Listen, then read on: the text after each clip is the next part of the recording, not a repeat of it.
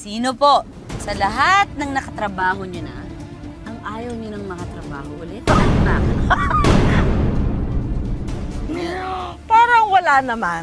Wala. Kung meron man ang akong hindi na gustuhan ba, unprofessional, parang bibigyan mo pa rin siya ng second chance. Wow. Kasi Hindi minsan judge. hindi mo alam, baka meron siya mabigat na problema nung araw na yon. Pag ilang beses mo na siya nakasama at ganun pa rin, ayun na yung totoo sa kanya. Pero yung first time mo siya makasama, na because of that, judge mo agad siya, parang... Benefit of the doubt muna. Yeah, benefit of the doubt muna. Kung may ganun man po kayong na-experience, enough na dahilan po ba yun para sa inyo na hindi siya Makatrabaho ulit? makatrabaho Hindi ulit? naman. Ay, hindi naman. Hindi naman. So Oh. technically po, hindi nyo po nasagot yung tanong, ma'am. Ay, sinagot ko ah. Sabi ko wala. Sabi ko po kasi magbigay po ng pangalan. Sige, kakain na lang. Ayan. Tama natin kung titig. Kayang-kaya yan. Kayang-kaya, lemon lang. Ayan.